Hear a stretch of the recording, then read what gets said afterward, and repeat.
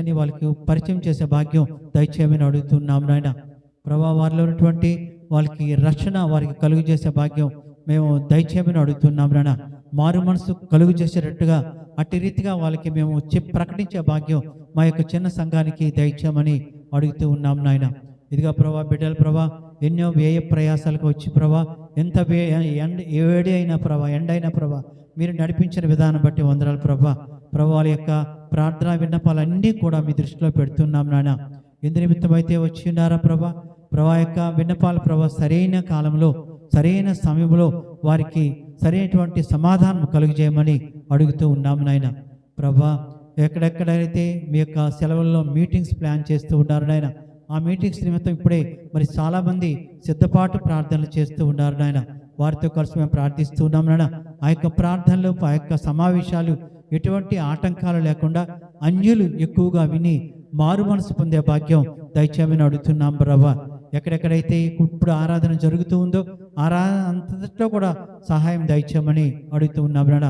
ప్రభా చిన్న సంఘాన్ని దీవిస్తున్న విధానం బట్టి వందనాలు ప్రభా వృద్ధులైతేనేమి, అదేవిధంగా మరి స్త్రీలు మరి స్త్రీల సహవాసాన్ని అయితేనేమి వాటి గురించి ప్రార్థిస్తున్నాం నాన్న. మరింత ఐక్యతగా మేమందరూ కూడా ఉండే భాగ్యం దయచేయమని అడుగుతున్నాం నాన్న. చిన్న చిన్న వ్యాపారస్తులు మా సంఘంలో చాలామంది ఉన్నారు వాళ్ళకి సరైనటువంటి జీవనోపాధి కల్పిస్తున్న విధానం బట్టి వందనాలు వాక్యంలో చెప్పబడిన రీతిగా నిన్ను విడివను ఎడబాయినని వాగ్దానం వారి దృష్టిలో మరింత నమ్మకాన్ని పెంచే భాగ్యం దయచేయమని అడుగుతున్నాం నాన్న.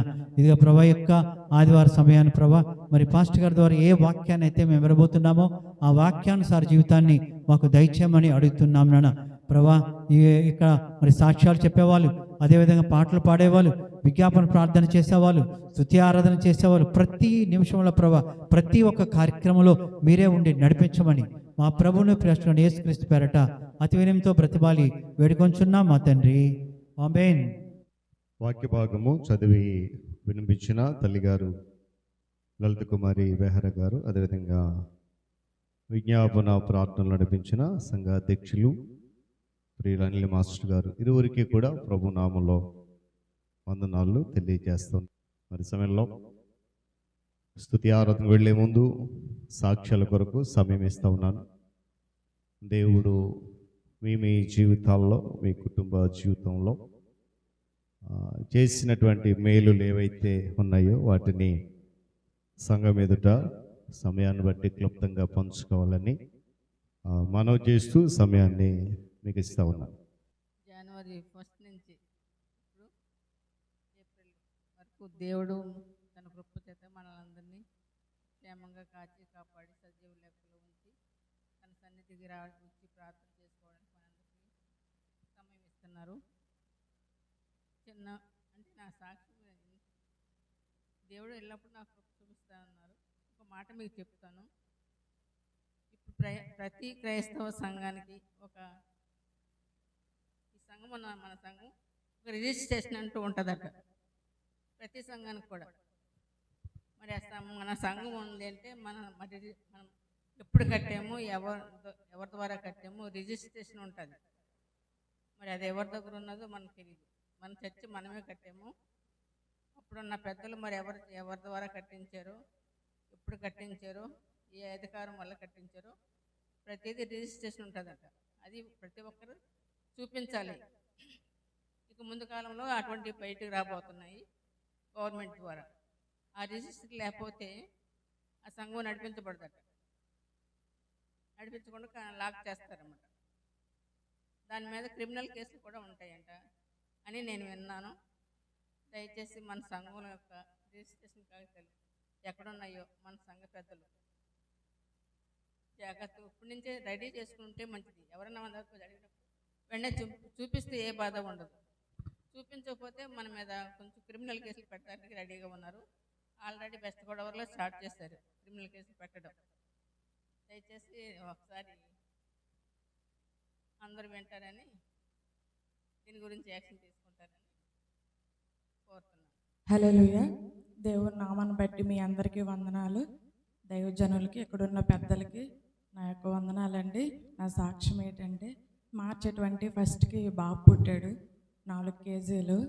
ప్రెగ్నెన్సీ నుంచి ఈ క్షణం వరకు ఏ అపాయం కూడా రాకుండా ప్రతి విషయంలో కూడా దేవుడు నా జీవితంలో 1 కాదు 2 కాదు కొన్ని సమస్యలు వచ్చినప్పటికీ కూడా దాన్ని ఎదుర్కొనే శక్తినిచ్చి, దాంతోపాటు నా పట్ల ఆయన నేను ఊహించనివి ఊహించలేని కార్యాలు నా పట్ల ఎన్నో దేవుడు కార్యాలు చేశాడు. ఈ క్షణం వరకు ప్రతి విషయంలో, ఆర్థిక విషయంలో కానీ ప్రతి విషయంలో కూడా ఆయన నా జీవితంలో చేసిన కార్యాలను బట్టి ఆయనకి ఎన్నో కృతజ్ఞత స్తుతులు చెల్లించుకుంటున్నానండి. దేవుడి సాక్ష్యం దేవుడు దీవించును గాక. నా కొరకు, నా బిడ్డ కొరకు, నా కుటుంబం కొరకు మీరందరూ సంఘం తరపున ప్రార్థన చేస్తారని నమ్ముచు దేవుడి సాక్ష్యం దీవించును గాక. హల్లెలూయా. గడిచిన దినాల్లో ఆ ఒంటికి ఏదైతే అనారోగ్యమైందో మళ్ళా అదే స్టార్ట్ అయింది. మళ్ళా ఇక్కడ మా బావగారు తీసుకెళ్ళారు హాస్పిటల్కి. ఊపిరి ఆగిపోయిన మళ్ళా శుక్రవారం నేను ఇక్కడ అయిపోయిన తర్వాత వెళ్ళాను అనమాట. మన శుక్రవారం మళ్ళీ గుర్తులేదు. ఆ నైటు సడన్ తెలివి వచ్చింది. అన్నప్పుడు గుండెలు ఇలా వెళ్ళిపోతుంది ప్రాణం.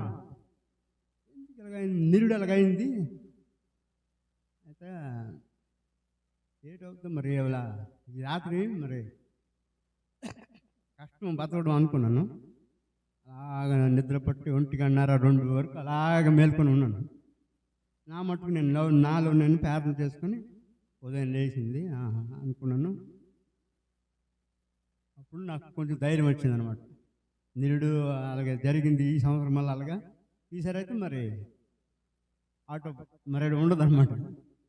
నా గురించి కొన్ని ప్రార్థన చేయండి అంటే ప్రాణం పోతుందని భయం కాదు, అంటే అనారోగ్యంలో ఉండిపోయి నేను బాధపడి ఇతరులకి మా ఇంట్లో బాధపడకుండా నా కొరకు ప్రార్థన చేయాలని, అదేవిధంగా మా బావగారు బట్టి మరొకసారి దేవుడికి స్తుతిస్తూ సమయం అయితే మళ్ళీ ఆయన ఒకసారి నాతో కొంచెం మళ్ళీ వచ్చి చెకప్ తీసుకెళ్దామని ఆశిస్తున్నాను. ఈ శాస్త్రంలో తప్పులు ఉంటే క్షమించండి.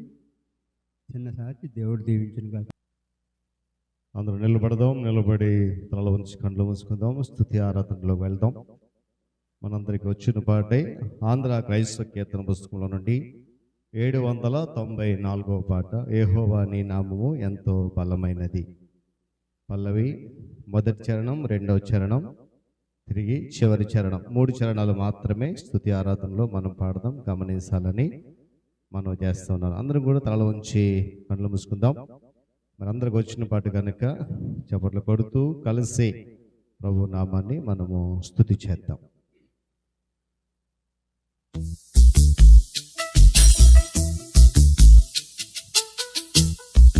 చప్పట్లు కొడదాం.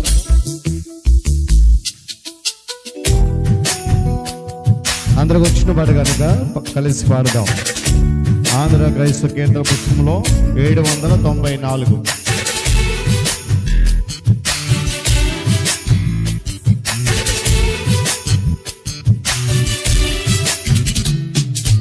యెహోవా నీ నామము ఎంతో బలమైనది, ఎంతో బలమైనది, ఎంతో బలమైనది. యెహోవా నీ నామము ఎంతో బలమైనది, ఎంతో బలమైనది, ఎంతో బలమైనది. యెహోవా నీ నామము. మోషే ప్రార్థించగా మన్నాను కురిపించావు. యెహోషువ ప్రార్థించగా సూర్య చంద్రుని ఆపిన దేవ నీకే వందనాలు. నీ నామం బలమైనదని చెప్పి హృదయపడి పాడదాం.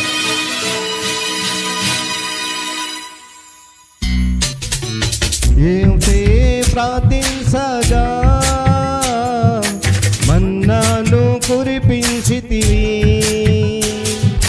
మోషే ప్రార్థించగా మన్నాను కురిపించితివి. యెహోషువ ప్రార్థించగా సూర్య చంద్రుల నాపితివి. సంతోషమ ప్రార్థించగా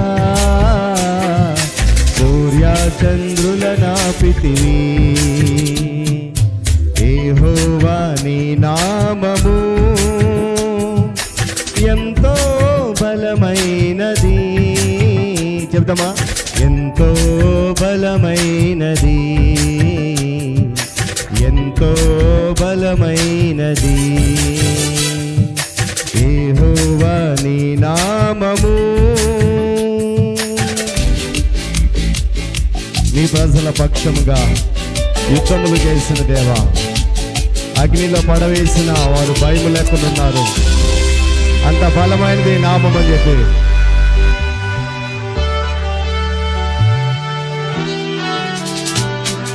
నీ ప్రజల పక్షముగా యుద్ధములు చేసిన దేవా. చెప్తామా? నీ ప్రజల పక్షముగా యుద్ధ చేసిన దేవా, అగ్నిలో పడవేసిన భయమేమీ లేకుండిరి. అగ్నిలో పడవేసిన భయమేమీ లేకుండిరి. యెహోవా పడలే పాడదామా? ఎంతో బలమైనది, ఎంతో ఎంతో బలమైనది. యెహోవా నీ నామము. చివరి చరణం. మానవుల రక్షణ కొరకై నీ ప్రియకుమారుని లోకములకు పంపగా ప్రకటించే నీ వాక్యము. డబ్బులు కొడుతూ పాడదాం. అందరికి వచ్చిన పాట కనుక మౌనం ఉండొద్దు. ఆయన బలమైన నామం.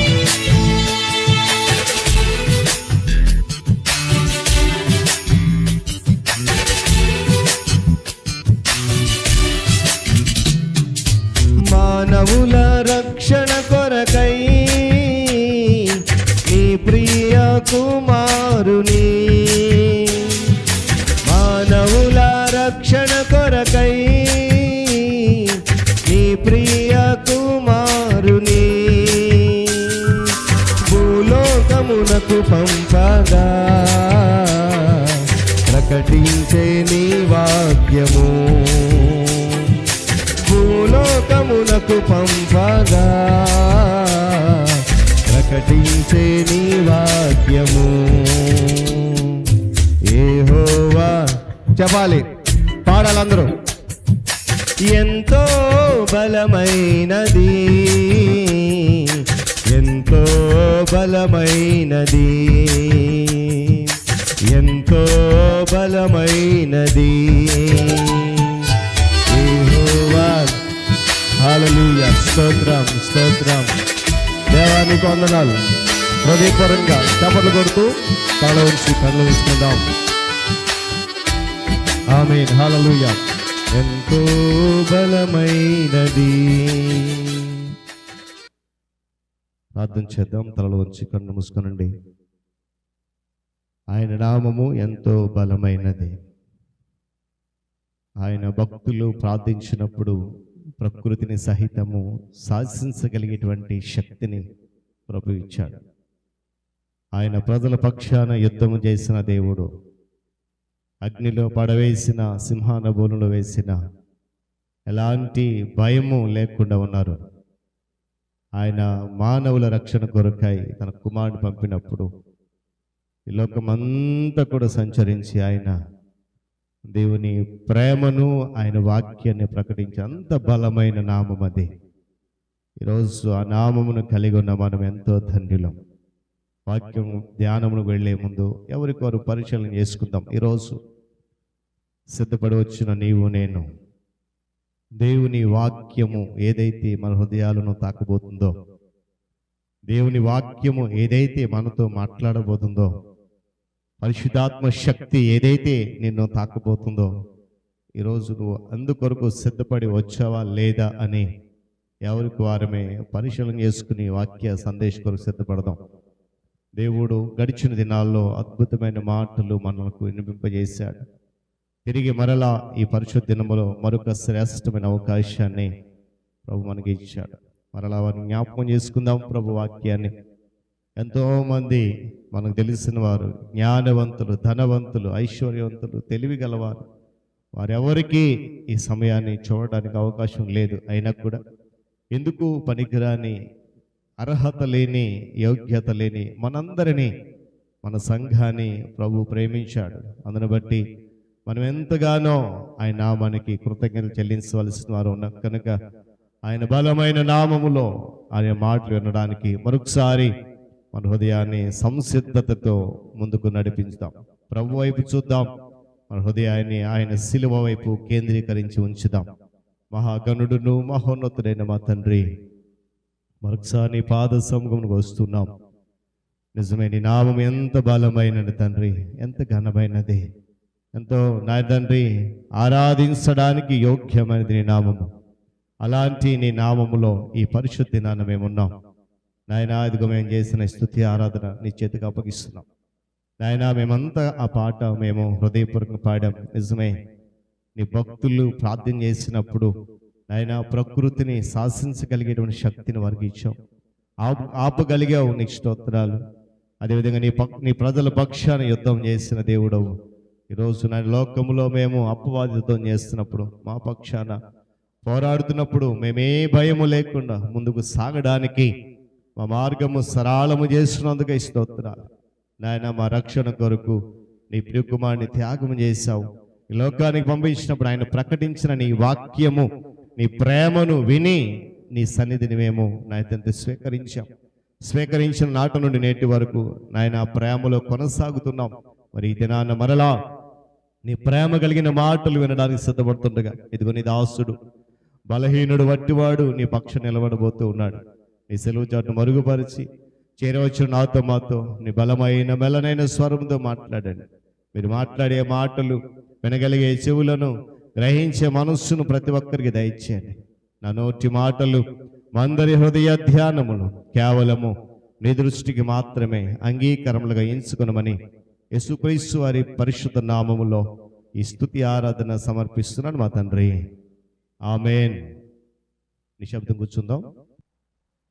దేవుని పరిశుద్ధ గణనామమునకు మహిమ కలుగును గాక. హల్లెలూయా. శబ్దమా హల్లెలూయా, హల్లెలూయా. చాలా సంతోషం పిల్లరా. దేవుడు తన మహాకృపను బట్టి ఈ 4వ మాసంలో మరొక పరిశుద్ధ ఆదివారపు దినాన ఆయన పాద సముఖములో మనం ఉండడానికి చక్కటి అవకాశాన్ని ప్రభు మనకి ఇచ్చాడు. అందును బట్టి ఆయన పరిశుద్ధమైన గణనామమునకు సమస్త మహిమ ప్రభావములు కలుగునుగాక. మరి చేరువచ్చిన మీ అందరికీ, సంఘ నాయకులైన వారికి, విశ్వాసులైన వారికి క్రీస్తు వారి పరిశుద్ధ నామములో ఉదయకాలపు శుభములు తెలియజేస్తూ ఉన్నాను. మరి నేరుగా దేవుని యొక్క వాక్యంలోకి వెళ్దాం. చదవబడినటువంటి వాక్య భాగం యోహాను సువార్త 15వ అధ్యాయము మొదటి 5 వచనాలు. బహుశా ఈ 15వ అధ్యాయంలో నుండి ఈ మాటలు మనము చాలాసార్లు వినే ఉంటాం, ధ్యానం చేసే ఉంటాం. అయినప్పటికీ కూడా మరి పరిశుద్ధాత్మ యొక్క నడిపింపు ద్వారా మరొకసారి ఈ 15వ అధ్యాయంలో ఉన్నటువంటి మాటలు మన యొక్క ఆధ్యాత్మిక జీవితానికి ఎలాంటి సూచనలను, ఎలాంటి హెచ్చరికలను ఇస్తున్నాయో ఒకసారి మనము జ్ఞాపకం చేసుకుందాం. ఒక తోటమాలి తన తోటలో ఒక మంచి మొక్క నాటినప్పుడు ఆ మొక్క కేవలము ఆకులతో మాత్రమే ఉండి ఫలాలు లేకుండా ఉంటే ఆ తోట యజమాని ఏమాత్రం కూడా దాన్ని బట్టి సంతోషించడు కదా. అది సరైన సమయంలో మంచి ఫలాలు ఫలించాలని ఆయన కోరుకుంటూ ఉంటాడు. అదేవిధంగా పరలోకపు తండ్రి మనలను లోకంలో నుండి వేరు చేసి తన కొరకు ప్రత్యేకపరుచుకుని సంఘమనే తన తోటలో నాటాడు. మనము ఆయన వాక్యం అనేటువంటి నీటి దగ్గర నాటబడినటువంటి చెట్ల వలె ఉండాలి. మన యొక్క ప్రార్థనా జీవితము, మన యొక్క విశ్వాస జీవితము, మన మాటలు, మన పనులు దేవునికి ఇంపైన ఫలాలుగా మారాలి. అందుకే కీర్తనకారుడు తన మొదటి కీర్తనలు రాస్తూ 3వ చరణం ఒక మాట అంటాడు, అతడు నీటి కాలువల ఎవరు నాటబడినదై చెప్పాలి ఆకు వాడక తన కాలమందు ఫలమిచ్చు ప్రభు నీ నుండి నా నుండి కోరుకుంటున్నది అదే. దేవుని స్తోత్రం కలుగును గాక. ఏమండి చూడండి, మనం ఎంత ఎక్కువగా దేవునితో గడుపుతామో, ఎంత ఎక్కువగా ఆయనతో సహవాసం చేస్తామో, మన జీవితం అంత సువాసన కలిగినటువంటి ఫలాలు ఇస్తుంది. మనం ఎంత తక్కువగా దేవునితో సమయాన్ని కేటాయిస్తామో మన జీవితము అంత సువాసనను కోల్పోయేటువంటి ప్రమాదం కూడా ఉంది. చూడండి, ఒక క్రైస్తవుని జీవితము కేవలము రక్షణ పొందడానికి మాత్రమే కాదు, కానీ అది దేవుని మహిమ కొరకు బహుగా ఫలించడం కొరకు ఉద్దేశించబడింది. మన యొక్క విశ్వాస జీవితము, మన రక్షణ జీవితము ఏమండి దేవుని మహిమ కొరకు బహుగా ఫలించడానికే ఉద్దేశించబడింది. అందుకే మనం చదివినటువంటి ఈ వాక్య భాగంలో 2వ వచనం అంటాడు, నాలో ఫలింపని ప్రతి తీగెను ఆయన తీసి పారవేయి. నేను ద్రాక్షవల్లిగా ఉన్నాను, నా తండ్రి వ్యవసాయం చేస్తున్నాడు.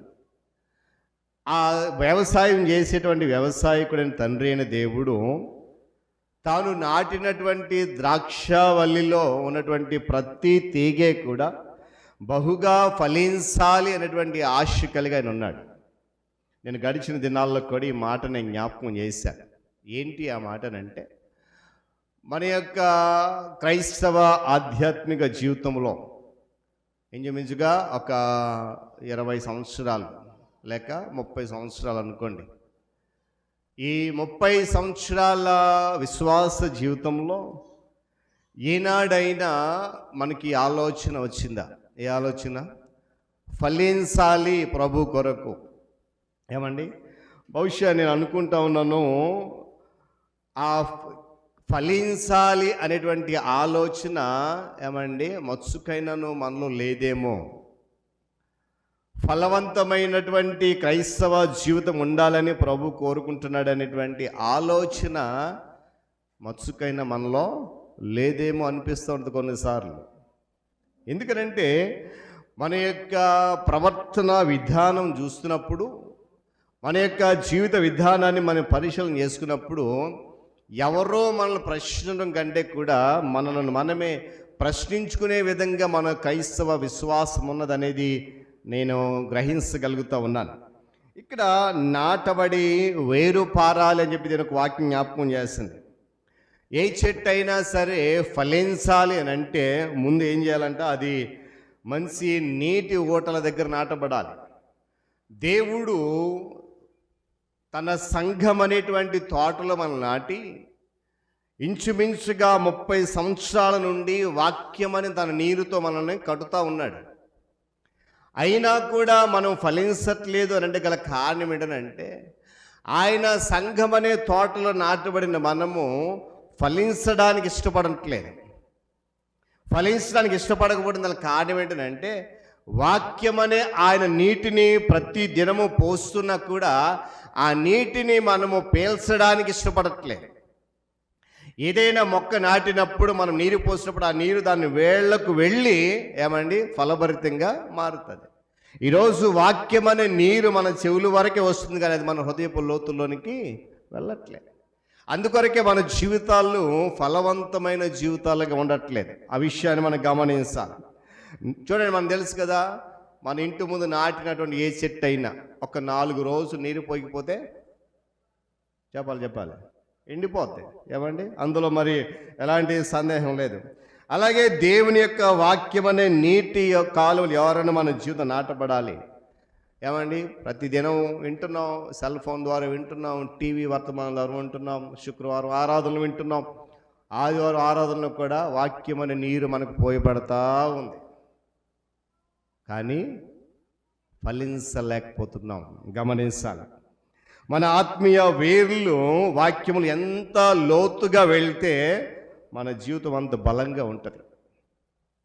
వాక్యం అనే నీరు ఎప్పుడైతే మనకు పుష్కలంగా మనము మన యొక్క హృదయంలోనికి ఆహ్వానిస్తామో, ఎప్పుడైతే ఆ యొక్క ఆత్మీయ వాక్యములో లోతుగా వెళ్ళినప్పుడు మన యొక్క జీవితం కూడా అంత బలవంతమైనదిగా ఉంటుంది, బలమైనదిగా ఏర్పాటు చేయబడాలి.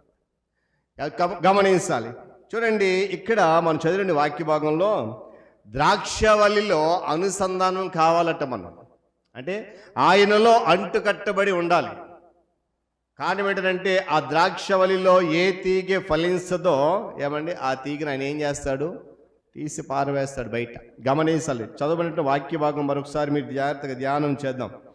ఎందుకంటే ఏ చెట్టు అయినా కూడా కొమ్మ తనంతట తను ఏది కూడా ఫలించదు. అది ద్రాక్షవల్లిలో ఉంటేనే దానికి ఏం కలుగుతుందంట, జీవం ఉంటుంది. ఈరోజు దేవుని యొక్క సన్నిధిలో ద్రాక్షవల్లి అయినటువంటి క్రీస్తులో మనం ఒక తీగగా ఉన్నప్పుడు ఆయనతో అనుసంధానం కలిగి ఉంటేనే ఆయన జీవం అనేది మనలో ప్రవహిస్తాడు. కేవలము మనము ఏమండి ద్రాక్షవల్లిలో తీగ లేకుండా అంతటా నేనే ఫలిస్తానని అంటే అది ఎవరి వల్ల కాదు, ఫలించలేమనే విషయం గమనించాలి. ఇక్కడ ఒక మాట అంట కదా, నా యందు నిలిచి ఉండండి అన్న 4వ వచనంలో, నా యందు నిలిచి ఉండి మీ యందు నేనును నిలిచి ఉంటాను అని చెబుతూ తర్వాత అంటున్నాడు, తీగే ద్రాక్షవల్లిలో నిలిచి ఉంటేనే కానీ తనంతట తాను ఎలాగూ ఫలించదో అలాగే నా యందు నిలిచి ఉంటే కానీ మీరును ఫలి. మరి ఇప్పుడు చెప్పండి, మనందరం ప్రభువులో నిలిచి ఉంటున్నామా లేదా? ఏమండి, కొన్ని ప్రశ్నలకు మన దగ్గర సమాధానం ఉండదండి. కొన్ని ప్రశ్నలకు, అందులోనూ ఆత్మ సంబంధమైన ప్రశ్నలకు సమాధానం ఉండదు. లోక సంబంధమైన ప్రశ్నలు మన వెంటనే సమాధానం వచ్చేస్తుంది మన దగ్గర నుంచి. ఒకవేళ తెలియకపోయినా ఆలోచించి మరీ చెప్పేస్తాం. కానీ ఆత్మ సంబంధమైన విషయంలో ఏ ప్రశ్న ఎదురైనా దానికి మన దగ్గర సమాధానం ఉండదు. ప్రభువు చక్కగా చెప్తున్నాడు, నా యందు నిలిచి ఉంటే కానీ మీరు ఫలించరు అని చాలా సూటిగా స్పష్టంగా చెప్తున్నాడు. మరి మనం ఇంతకాలము దేవుని సన్నిధికి వస్తూ వాక్యం అనే నీరు చేత తడపబడుతూ ఉంటున్నాం, కానీ ఆయనలో ఏం చేయలేకపోతున్నాం, నిలిచి ఉండలేకపోతున్నాం. అందుకొరకే మన జీవితాలు ఎలా ఉన్నాయంటే ఫలవంతంగా లేవు అనే విషయాన్ని మనము గమనించాలి. ఏమండి, ఆయనలో నిలిచి ఉన్నటువంటి దాని అర్థం ఏంటంటే దేవునితో నిరంతరము మనము ప్రార్థన ద్వారా మరియు ఆయన వాక్యం ద్వారా సహవాసం చేయాలంట. ఆయనలో నిలిచి ఉండడం అంటే నిరంతరము దేవునితో మనము సంబంధం కలిగి ఉండాలి, నిరంతరము ఆయన వాక్యంతో సంబంధం కలిగి ఉండాలి. ఏమండి, మనము ప్రారంభం నేను చెప్పాను, క్రీస్తులో అంటు కట్టబడి ఉండాలి. ఏం చేయాలంట, అంటు కట్టబడి ఉండాలి. అలా ఉన్నప్పుడే ఆయనలో ఉన్నటువంటి ఆధ్యాత్మిక జీవం అనేది మనలోనికి ప్రవహిస్తుంది. ఆ ఆధ్యాత్మిక జీవం మనలో ప్రవహించినప్పుడు నువ్వు ఫలించను అన్న కూడా నేను ఫలవంతంగా మారుస్తుంది. దేవుని స్తోత్రం కలుగును గాక. నేను మరలా ఈ మాట జ్ఞాపకం చేస్తాను. ఎప్పుడైతే మనము క్రీస్తులో అంటుకట్టుబడి ఉంటామో మనకు ఫలించాలని లేకపోయినా కూడా ఆయన జీవం మనలో ప్రవహిస్తుంది కాబట్టి ఆటోమేటిక్గా మనం ఏం చేస్తాం, ఫలిస్తాం. ఎప్పుడు ఆయనలో మనము అంటుకట్టుబడి ఉన్నప్పుడు. దేవుని స్తోత్రం కలుగును గాక. చెప్పాలి కదా, హల్లెలూయా. ఏమండి, ఆ తర్వాత మనం గమనించినప్పుడు ఇదే అధ్యాయంలో తండ్రి శుద్ధి చేసే ప్రక్రియ మనకు అక్కడ కనబడతా ఉంది. 2వ వచనంలోనే ఏమన్నాడు, ఫలించు ప్రతి తీగె మరి ఎక్కువగా ఫలించాలని దానిలోని పనికిరాని తీగెలను ఆయన ఏం చేస్తాడంట, తీసివేస్తాడు. దేవుని స్తోత్రం కలుగును గాక. మంచి ఫలాలు ఇచ్చేటువంటి కొమ్మను ఏం చేస్తాను, తోటమాలి అది మరింత ఎక్కువ ఫలించాలని చెప్పి ఏమండి దాని చుట్టూ ఏం చేస్తాడో కత్తిరిస్తాడట. చూడండి, మన ఇంటి ముందు అందమైన క్రోటాన్స్ మొక్కలు వేస్తూ ఉంటాం. ఆ మొక్కలు పెరిగిపోయినాయి అనుకోండి, చూడడానికి అసహ్యంగా ఉన్నాయి అనుకోండి, మనం ఏం చేస్తాం, వెంటనే దాన్ని చక్కగా సమయం మరీ తీసుకొని, సమయం లేకపోయినా చెప్పాలి ఏం చేస్తాం, సమయం తీసుకొని దాని చుట్టూ నీట్గా కత్తిరిస్తాం. ఎందుకు, చూడడానికి అందంగా కనపడాలి. ఇక్కడ వాక్యం ఏం చెప్తుందంటే ద్రాక్ష తీగలో ఉన్నటువంటి ఆ ఒక కొమ్మ ఫలిస్తూ ఉందనుకోండి, అది ఇంకా ఎక్కువ ఫలించాలని చెప్పి ఏం చేస్తాడంట, ఆ తోట మళ్ళీ దాని చుట్టూ ఏదైతే వ్యర్థమైనటువంటి ఉన్నాయో వాటన్నిటిని కూడా కత్తిరించి ఆ కొమ్మ ఎదిగి ఫలించడానికి దానికి సహాయం అందిస్తాడట. దేవుని వాక్యం కూడా మనకున్నటువంటి ప్రతి ఆటంకాన్ని తొలగించి మనము ఆధ్యాత్మికంగా ఫలించాలని సహకరిస్తూ ఉన్నప్పటికీ కూడా మనం ఏం చేస్తామనంటే మరలా అదే ముళ్ళ పొద దగ్గరికి వెళ్ళిపోతాం. మన చుట్టూ ఆ కంచె తీయడానికి ఇష్టపడట్లే. దేవుడు ఎప్పటికప్పుడే వాక్యమని నీరుతో మనల్ని తడుపుతూ మన చుట్టూ అల్లుకున్నటువంటి ముళ్ళ పొదను తొలగిస్తూ ఉన్నప్పటికీ కూడా మరలా తిరిగి మనం ఏం చేస్తాం, అదే ముళ్ళ పొద దగ్గరికి వెళ్ళిపోతున్నాం. అందుకే యేసుప్రభు వారు చెప్పినట్టు ఉపమానంలో ఏమండి, విత్తు అనే ఉపమానంలో ఒక మాట ఉంటుంది. ఆ విత్తనాలు చల్లేటప్పుడు అంట కొన్ని విత్తనాలు ఎక్కడ పడ్డాయంట, ముళ్ళ పొదల్లో పడ్డాయి, ఫలించాయి, ఎదుగుతూ ఉన్నాయి. కానీ దాని చుట్టూ ఉన్నవి ఏంటి, ముళ్ళ పొదలు కనుక ఆ విత్తనాన్ని ఏం చేయనివ్వలేదు, ఎదగనివ్వలే. ఈరోజు వాక్యం అనే నీరుతో దేవుడు తడుపుతూ ఉన్నా కూడా మనం ఆయన ఎప్పటికప్పుడు మన చుట్టూ ఉన్నటువంటి వ్యర్థమైన వాటిని కత్తిరిస్తూ మనం ఇంకా బహుగా ఫలించాలనేది దేవుని యొక్క ప్రణాళిక. ఆ ప్రణాళికలో మనము సరిగా అమలు చేయలేకపోతే విషయాన్ని కూడా గమనించాలి. మనలో ఉన్నటువంటి అనవసరమైనటువంటి లోకపు ఆశలు, మనలో ఉన్నటువంటి గర్వపు హృదయము, మనలో ఉన్నటువంటి కఠినమైన స్వభావము, మనలో ఉన్నటువంటి అసూయ స్వభావము, పాపపు అలవాట్లు, ఇవన్నీ కూడా దేవుని వాక్యము ద్వారా లేదా కొన్నిసార్లు శ్రమల ద్వారా ఆయన ఏం చేస్తాడంటే కత్తిరిస్తూ ఉంటాడంట. దానికి మనము లోపడాలి. ఎందుకు, ఎప్పుడైతే వాటిని కత్తిరించాడో మనం ఇంకా బహుగా ఫలించాలి. దేవుని స్తోత్రం కలుగును గాక. ఈ ఫలించే అనుభవంలో మనం నడవాలని దీని యొక్క ఆశ. ఇది మనల్ని కొన్నిసార్లు బాధ పెట్టవచ్చు. ఈ కత్తిరించే అనుభవం కొన్నిసార్లు మనల్ని బాధ పెట్టవచ్చు, కొన్నిసార్లు ఇబ్బందులు పెట్టవచ్చు. కానీ మనము ఆత్మీయంగా ఎదగడానికి ఇది చాలా చాలా అవసరం. మరి రోజు ఎంతమంది మనం ఆత్మీయంగా ఎదగలుగుతున్నాం? ఎంతమంది క్రీస్తులో అంటుకట్టబడి ఆయన చేసేటువంటి ఆ శుద్ధి చేసే ప్రక్రియకు మనం సహకరిస్తున్నాం? ఎప్పటికప్పుడు దేవుడు చూడండి, మన ఇల్లు బాగోపోతే వెంటనే శుభ్రం చేస్తాం, శుభ్రం చేసే ప్రక్రియ మొదలెడతాం. మన చుట్టూ వాతావరణ పరిస్థితులు ఏవి బాగోపోయినా అవి మంచిగా చేసుకోవడానికి ప్రయత్నం చేస్తూ ఉంటాం.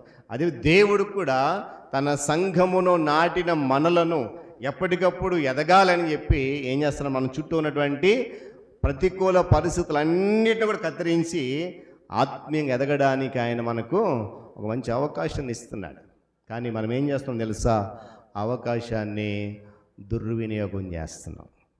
పౌలు ఒక చక్కటి మాట అంటాడు, నాకు చాలా ఇష్టమైన మాట, ప్రతిసారి చదువుతూ ఉంటాను, మీకు జ్ఞాపకం చేస్తూ ఉంటాను. దినములు చెప్పండి దినములు చెడ్డవి కనుక సమయమును పోనివ్వక అజ్ఞానుల వలె కాక జ్ఞానుల వలె నడుచుకోండి అంటాడు. దేవుని స్తోత్రం కలుగునుగా. సమయాన్ని మనం సద్వినియోగం చేసుకుంటూ ఉండాలి. ఏమండి, ఇక్కడ గమనిస్తే విశ్వాసులుగా ఉన్న ప్రతి వ్యక్తి, క్రీస్తులో లేక ఆయన రక్తములో కడగబడిన ప్రతి వ్యక్తి అంటండి ఏదో ఒక సమయంలో ఫలించాలట. మన మారు మనసు పొంది బాప్తిసం పొంది ఎన్ని సంవత్సరాలు అవుతుందో మనకు తెలుసు కదండి. నేను ప్రత్యేకించి నేను జ్ఞాపకం చేసిన అవసరం లేదు. ఇక్కడ కూర్చున్న మనందరికి కూడా మనము ఎప్పుడు చాలామంది నాకు తెలిసి ఇక్కడ మనం కూర్చున్న మనలో మనం ఎప్పుడు బాప్తిసం తీసుకున్న ఆ డేటు చాలామంది గుర్తుండదు. తప్పుగా అనుకోకండి. మనం బాప్తిసం తీసుకుని క్రీస్తుని అంగీకరించిన ఆ రోజు చాలామందికి గుర్తు లేదు. ఇది వాస్తవం. నేను ఎందుకు మాట చెప్పిన, ఆ రోజు నుంచి కూడా ఈ రోజు వరకు బహుశా మనకి ఎన్ని సంవత్సరాలు, మనము మహా అయితే ఒక 15-20 సంవత్సరాలు వచ్చిన తర్వాత ప్రభువుని నమ్ముకొని ఉంటాం కదండి. అంతే కదా, ఇంచుమించుగా 18 సంవత్సరాల వయసు వచ్చినప్పుడే మనకు వచ్చిన అవగాహన బట్టి బాప్తిసం అనుభవంలోకి వెళ్తాం. ఇప్పుడు ఇంచుమించు ఇక్కడ కూర్చున్న మనలో అందరూ చాలామంది 40 సంవత్సరాలు దాటిన వాళ్ళే. ఏమంటే 40 లోపులో చాలా తక్కువ మంది ఉన్నారు.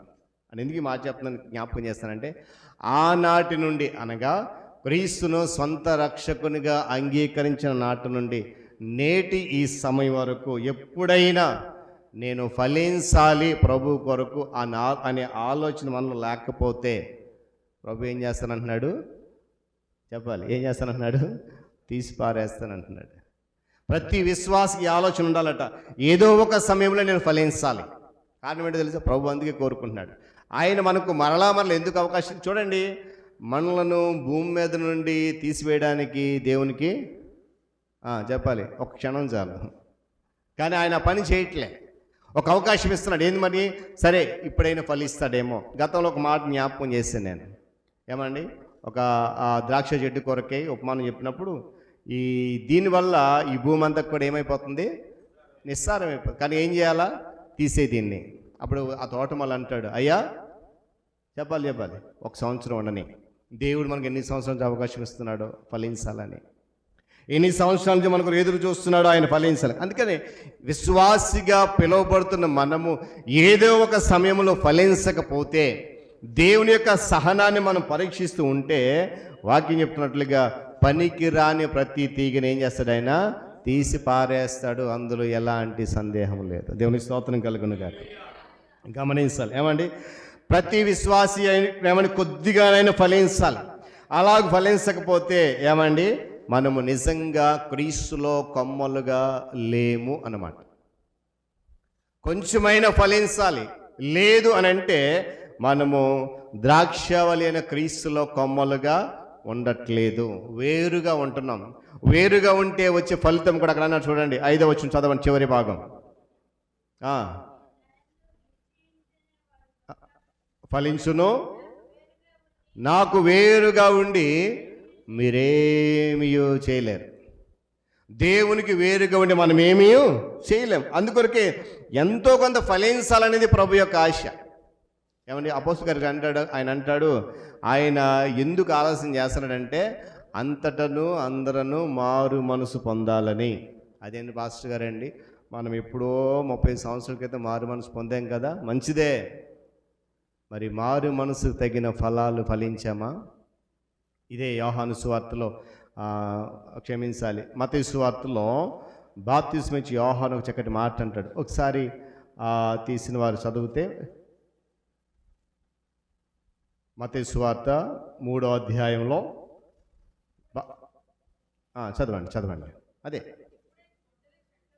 ఇప్పుడే గొడ్డలి చెట్ల వేరునే ఉంది కనుక మంచి ఫలమును ఫలించని ప్రతి చెట్టు నరకబడి అగ్నిలో వేయబడిన. 7వ వచనం చివరి భాగం చదవండి ఒకసారి. 7వ వచనం చివరి భాగం. రాబోవు ఉగ్రతను తప్పించుకున్నటకు మీకు బుద్ధి చెప్పిన వాడెవడు? ఏం చేయాలంట? మారు మనస్సునకు తగిన ఫలము ఫలించాడు. దాన్ని జ్ఞాపకం మాట అదే. ఆయన ఎందుకు ఆలస్యం చేస్తున్నాడంటే అంతటను అందరూ మారు మనసు పొందాలి. మనం చెప్పే మాట ఏంటి? మేము ఎప్పుడో మారు మనసు పొందాం, ఎప్పుడు ఒక 20-30 సంవత్సరాల కిందట. మంచిదే, కానీ వాక్యం చెప్తున్నట్లుగా మారు మనస్సునకు తగిన ఫలాలు ఫలిస్తున్నామా? ఏమండి అన్నాడు కదా 9వ వచనంలో, ఒకవేళ అలా మారు మనసు తగిన ఫలాలు లేకపోతే ఏం చేస్తున్నాడంట? ఇప్పుడే గొడ్డలి చెట్ల వేరును ఉంచబడి ఉన్నది కనుక మంచి ఫలము ఫలించిన ప్రతి చెట్టు నరకబడి అగ్నిలో వేయబడు. మరోజు మనం ఒకసారి ఆలోచన చేద్దాం పిల్లలు. ఏమండి, తుంచివేయబడిన కొమ్మకు యోధా ఇస్కరియోతు అంటే ఒక మంచి ఉదాహరణ అట. క్రీస్తులో నుండి త్రుంచివేయబడిన కొమ్మకు యోధా ఇస్కరియోతు ఒక మంచి ఉదాహరణ. ఒకవేళ మనము కూడా అలాగే ఉంటున్నామేమో, క్రీస్తుతో పాటే ఉంటూ క్రీస్తులో అంటు కట్టబడలేదేమో, ఆయనతో పాటే ఉంటూ ఆయనతో సహవాసం చేయడానికి ఇష్టపడట్లేదేమో, ఆయనను వెంబడిస్తూ ఆయన చెప్పే మాటను లక్ష్య పెట్టట్లేదేమో, ఆయన కొరకే జీవిస్తున్నానంటూ ఏమండి ఆయన కొరకు శ్రమ అనుభవించడానికి ఇష్టపడట్లేదేమో, ఆయనలోనే ఉన్నాను అనే భ్రమలో ఉంటూ త్రుంచివేయబడిన కొమ్మ వలె ఉన్నామేమో. ఈరోజు మనం గమనించాలి. అలా ఉంటే ప్రియులరా, మన జీవితము ఫలవంతమైన క్రైస్తవ జీవితము కాదండి. ఈరోజు దేవుడు మనల్ని భూమి మీద ఇంకా ఉంచాడు అనేకులకు ఆశీర్వాదకరంగా. నేను గతంలో జ్ఞాపకం చేశాను, మీరు ఆశీర్వాదనకు వారసులకడానికే పిలువబడ్డారు అన్నాడు. ఏమంటే మరి ఈరోజు మనం ఎందుకు ఆ యొక్క వాగ్దానాన్ని నిలబెట్టుకోలేకపోతున్న విషయాన్ని గమనించాలి. ఏమండి, ఒక వ్యక్తిలో ఉండేటువంటి ఫలాలు అతడు ఎలాంటి వాడో ఆమె ఎలాంటిదో వెల్లడి చేస్తాయట. ఒక విశ్వాసులు ఉండేటువంటి ఫలాలు ఆ విశ్వాసి ఎలాంటి వాడో ఆ వ్యక్తిత్వం ఎలాంటిదో బయట పెడుతుందట. గమనించాలి. ఈరోజు నేను గతంలో కూడా చెప్పాను, ఈరోజు మనం బయటికి వెళ్ళినప్పుడు ఎవరైనా ఏదైనా సూటి అయిన ప్రశ్న అడిగితే దానికి సరి అయిన సమాధానం చెప్పగలిగే ధైర్యము మనలో చాలామందికి లేదండి. గల కారణం ఏంటో తెలుసా? ఫలించే అనుభవంలోనికి రావట్లేదు. నువ్వు ఫలించే అనుభవంలో ఎవడు ఎంత కష్టతరమైన ప్రశ్న అడగనండి వెంటనే సమాధానం చెప్తావు. ఫలించే అనుభవం లేదు అని అంటే క్రీస్తులో అంటుకట్టబడలేదు. క్రీస్తులో అంటుకట్టబడలేదు అని అంటే ఆయన నీ చేతిలో ఉంచినటువంటి ఆ లేఖన భాగం ఉన్నటువంటి సత్యాన్ని లోతుగా నీవు గ్రహించట్లేదు కనుక వాడు అడిగిన ప్రశ్నకు తడబాటు గురయ్యి నిందల పాలవుతూ దేవుని నామాన్ని అవమానపరుస్తున్నాం. మరి ఈరోజు ఎంతకాలం మనం ఇంకా ఫలభరితంగా లేకుండా ఉండడం విషయం గమనించాలి. ఎవరైనా సరే క్రీస్తులో కొమ్మగా ఉండి దేవుని కొరకు పిల్లరా ఎటువంటి ఫలాలు కాయకపోతే వారి విషయం అంటండి దేవుడు సిగ్గుపడతాడట. క్రీస్తులో ఉంటూ ఆయన కొరకు ఎన్నటికీ గడిచిన దినాల్లో మనము పరిశుద్ధ శ్రమల వారు 2వ రోజు వాక్యం ధ్యానం చేశాం. ఏంటో చెప్పండి అది.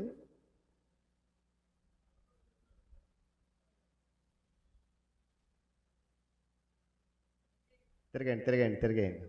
పరిశుద్ధ శ్రమల వారంలో 2వ రోజు.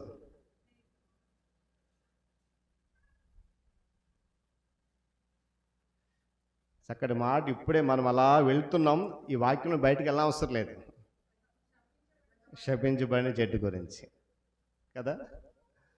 ఎందుకు శపించాడు ఆయన అంటే ఆ చెట్టు ఆకులు మాత్రమే కలిగి ఉంది, ఏమి లేవు, ఫలాలు లేవు. ఆయన ఒక మాట అన్నాడు, ఇక ఎప్పటికీ నువ్వు ఫలించవు. ఒకవేళ దేవుడు నీకు అవకాశం ఇచ్చి నువ్వెంతకీ ఫలించకపోతే నిన్ను గురించి ఏం చేస్తాడంట? సిగ్గుపడతాడు. సిగ్గుపడి ఏమంటాడు తెలుసా? ఇక నీ జీవితం ఇంతే, ఇక నీ జీవితం ఇంతే, ఎప్పటికీ నువ్వు ఫలించమన్నాడు అనుకోండి, మనం ఇంక ఇంటికాడి నుంచి చర్చికి, చర్చి నుంచి ఇంటికి తిరగడమే. ఇక అది మనకు చాలా ఇష్టం కదా. గమనించాలి ఉదయకాల సమయంలో ప్రియ దేవుని సంఘం.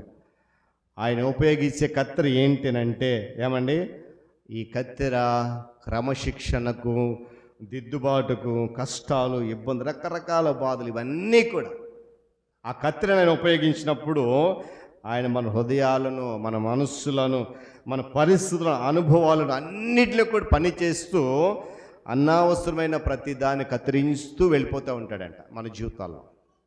ప్రతి సమయంలో కూడా మనము ఆత్మీయంగా ఫలవత్తంగా ఉండాలనేది ఆయన యొక్క ఆలోచన. మనం ఎలా ఉండాలో ఏమండి అలా సరిదిద్దుతూ ఉంటాడు ఆయన. అయితే మనకి ఏది అసహ్యమో తెలుసు కదా. ఏది అసహ్యం మనకి? దిద్దుబాటు అసహ్యం మనకి. ఆయన ప్రతి క్షణం మనం సరిదిద్దాలని ఆలోచన చేస్తుంది, కానీ మనము ఆ దిద్దుబాటును స్వీకరించడానికి ఇష్టపడట్లేదు. కానీ గమనించాలి పిల్లరా. చివరిగా మాట నేను జ్ఞాపకం చేసి నా సందేశాన్ని ముగిస్తాను. చూడండి, అదే యోహాను సువార్త 15వ అధ్యాయం మనం చదివినప్పుడు ఆత్మఫలాల స్పందన అనేటువంటి ఒక మాట ఉంటుంది. ప్రవర్తన ప్రదర్శన, ఆత్మఫలాల ప్రదర్శన మాట మనం ఒకటి చూడాలి. ఎందుకంటే బహుగా ఫలించును అనే మాట 5వ వచనం చూడండి. ద్రాక్షవల్లిని నేను, తీగలు మీరు. ఎవడు నా యందు నిలిచి ఉండునో, నేను ఎవని యందు నిలిచి ఉండునో వాడు బహుగా ఫలిస్తాడు. 2 విషయాలు ఇక్కడ. మనము క్రీస్తులో ఉండాలి, ఆయన మనలో ఉండాలి. 2 ఉండాలి. ఏది లేకపోయినా మన జీవితము ఫలాలు ఫలించదు. మనం అదే అంటున్నాడు ఆయన, ఎవడు నా యందు నిలిచి ఉండునో, నేను ఎవని యందు నిలిచి ఉండునో వాడు బహుగా ఫలిస్తాడు. క్రీస్తునందు నిలిచి ఉండకపోతే మనము ఫలించలేము. మన జీవితం ఇచ్చే ఫలాలు ఏమండి మన యొక్క అంతరంగం ఏంటో చెప్తాయట. మన జీవితం ఇచ్చే ఫలాలు మన అంతరంగాన్ని బయట పెడతాయి. గమనించాలి. ఏమండి ఒక క్రైస్తవుడు, ఒక విశ్వాసి ఏమండి ఫలం అంటే కేవలము మందిరానికి వచ్చి వెళ్ళడం కాదండి, తన స్వభావములో క్రీస్తును పోలి నడవడం. ఫలించడం అంటే మన మందిరానికి వచ్చి వెళ్ళిపోవడం కాదు, అనుదినము ప్రార్థన చేయడం కాదు, క్రీస్తును పోలి నడవడం. ఆయన ఉద్దేశం అదే. దేవునికి ఉద్దేశం ఏంటంటే ఆయన కుమారుడి ద్వారా రక్షించబడిన ప్రతి ఒక్కరు కూడా ఆయన సారూప్యంలోనికి మారాలి. అది దేవుని యొక్క ప్రణాళిక. అందుకే అన్నాడు ఆయన, ఫలించే ప్రతీతికి ఇంకా బహుగా ఫలించాలి. ఫలించిన వారిని ఆయన ఏం చేస్తాడంట? తీసి పారవేస్తాడు. చూడండి, ఆత్మ సంబంధమైన గుణాలు మనలో కనిపించినప్పుడే ఏమంటే మన జీవితము ఫలవంతమైనదిగా పరిగణించబడుతుందని చెప్పి దీనికి వాక్యం జ్ఞాపకం చేస్తుంది. గలతీ రాసిన పత్రిక 5వ అధ్యాయం మనకు తెలుసు కదా. అందులో ఏముంటాయి? ఆత్మ ఫలాలు ఉంటాయి. అందులో ఏ ఒక్క ఫలము మనలో లేకపోయినా దేవుడు నిన్ను నన్ను చూసి చింతిస్తున్న సత్యాన్ని జ్ఞాపకం చేస్తాను. చూడండి, క్రీస్తు యొక్క జీవము ప్రభావము ప్రతి విశ్వాసిలో కూడా అవి ఏం చేస్తున్నా ప్రవహిస్తూ ఉన్నాయంట. క్రీస్తు జీవము ఆయన ప్రభావం కూడా ప్రతి విశ్వాసులోనూ అనుదినము అనుక్షణం ఏం చేస్తున్నాయి? అవి ప్రవహిస్తూనే ఉన్నాయి. కాబట్టి విశ్వాసులు సమృద్ధిగా ఫలించాలి అనేటువంటి ఆశలోకి నడవాలి. మరలా జ్ఞాపకం చేయాలి, ఆయన జీవము ఆయన ప్రభావము రెండు కూడా మనలో నిత్యము ప్రవహిస్తున్నాయి. కనుక సమృద్ధిగా ఫలించాలి అనే ఆశ ఉండాలి. ఎందుకంటే నిజంగా ఆయనలో నిలిచి ఉండకుండా ఆయనను సేవించాలన్న ఏ ప్రయత్నమైనా సరే, ఏ కార్యకలాపమైనా సరే ఏమండి విజయవంతముగా కనిపించవు. మరలా జ్ఞాపకం చేసిన ఈ మాట, మనము దేవునిలో నిలిచి ఉండకుండా ఆయనను ప్రేమించాలన్నా, ఆయనను సేవించడానికి చేసి ఏ ప్రయత్నమైనా, ఆయనను సంతోషపెట్టడానికి చేసి ఏ కార్యకలాపమైనా సరే విజయవంతముగా కనిపించవు. ఈ మాట మనం గుర్తుపెట్టుకోవాలి. ఎందుకంటే మనం చేసేటువంటి కొన్ని పనులు క్రీస్తు లేకుండా, ఓకే, ఆయనలో నిలిచి ఉండకుండా మనం చేసేటువంటి ఆయనలో నిలిచి ఉండకుండా ఆయనను సేవించాలన్నా, ఆయనను ప్రేమించాలని ఏ ప్రయత్నమైనా, ఆయన కొరకు చేసే ఏ కార్యకలాపాలైనా కూడా విజయవంతంగా కనిపించవు. మనం ఏదైనా సరే విజయవంతంగా ఉండాలంటే ఆయనలో మనం ఏం చేయాలా? నిలిచి ఉండాలి. అలాంటప్పుడే ఆ దేవుని కొరకు మనం చేసే ప్రతి ప్రయత్నాన్ని కూడా ఆయన ఏం చేస్తాడంట? ఫలభరితంగా మారుస్తాడు. దేవుని స్తోత్రం కలుగునుగా. చెప్పాలి కదా, హల్లెలూయా. ఏమండి చూడండి, ఒకవేళ ఆయనలో నిలిచి ఉండబడి చేసి ఏదైనా సరే నిష్ఫలితమే, నిష్ప్రయోజనమే. అంటే ఫలితం రావు, ప్రయోజనాన్ని చేకూర్చవై. ఈరోజు ఇక్కడ కూర్చుని మనము వాక్యం ఉన్న ప్రతి ఒక్కరం కూడా ఆయన కోరిక, ఆయన ఉద్దేశం ఏంటంటే ఆయనలో మనం అందరం కూడా ఫలవంతమైన చెట్లుగా ఉండాలని, ఫలభరితమైనటువంటి జీవితాలు కలిగి ఉండాలని దేవునికి ఉద్దేశం. కారణం ఏంటంటే ఆయన లోకం నుండి మనలను ఎన్నుకున్నాడు, ఆయన కొరకు ప్రత్యేకపరుచుకున్నాడు, ఆయన కొరకు నిర్ణయించుకున్నాడు, నియమించుకున్నాడు. కనుక ఆయనను అనుసరించడానికి, ఆయనను వెంబడించడానికి మనలను నడిపిస్తున్నాడు. కనుక మనం ఏం చేయాలంట? ఆయనను ప్రేమించాలి. ఏమంటే మనకు స్వేచ్ఛ ఇచ్చాడు దేవుడు. ఏమి ఇచ్చాడంట? స్వేచ్ఛ ఇచ్చాడు. గమనించాలి ఈ మాట జాగ్రత్తగా. మన స్వేచ్ఛ క్రీస్తును వీడిచి పారిపోయేలా చేయకూడదట. అర్థమైందా? ఇస్కరియోతు యోధాకు దేవుడు స్వేచ్ఛను ఇచ్చాడు. ఏమేం చేశాడు? ఆయన క్రీస్తును విడిచిపెట్టి ఆయనను పూర్తిగా శత్రువులకు అమ్మేశాడు. పేతురుకు స్వేచ్ఛను ఇచ్చాడు దేవుడు. ఆ స్వేచ్ఛను ఎలా ఉపయోగించుకున్నాడంటే ఆయన కొరకు అబద్ధం ఆడడానికి ఉపయోగించుకున్నాడు. ఈరోజు ఆయనలో నిలిచి ఉండి అంటుకట్టబడిన మన స్వేచ్ఛ క్రీస్తును విడిచిపెట్టిపోయేలాగా ఉండకూడదు. ఆ స్వేచ్ఛతో మనం ఏం చేయాలంటే ఆయనను నిలిచి ఉండేలా చేసుకోవాలి. దేవుడు తన విశ్వాసులలో, తన బిడ్డలలో కనబడాలని ఆశించే ఫలం ఏంటో తెలుసా? వారు క్రీస్తులో పాలి భాగస్తులు కావాలని. దేవుని స్తోత్రం కలుగును గాక. చెప్దాం హల్లెలూయా. మరి మనము క్రీస్తులో తప్పక నిలిచి ఉండాలని కోరుతున్నామా? ఆయన ఆశించిన విధంగా ఫలభరితమైన జీవితం కలిగి ఉండాలని మరి కోరుకుంటున్నామా? ఇష్టపడుతున్నామా? ఆ మార్గము, ఒక మాట, ఆ మార్గము యోహాను పత్రికలో ఉంది. ఆ మాట చదివి మనం ప్రార్థన చేసుకుందాం.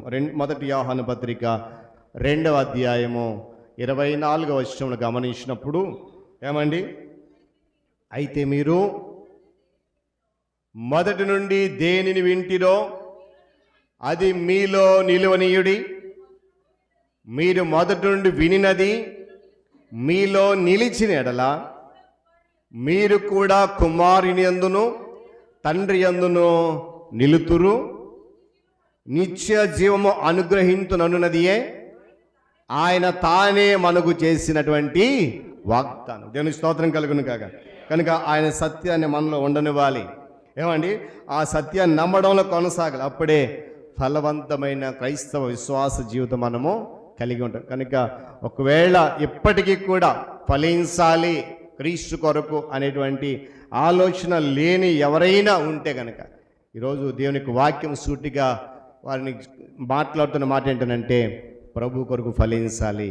ఒకవేళ ఫలించకపోతే ఆయన ఆ ద్రాక్షవల్లిలో నుండి తీసి పారవేస్తాడు, అగ్నిలో వేస్తాడు. కనుక ఫలిద్దాం క్రీస్తు కొరకు.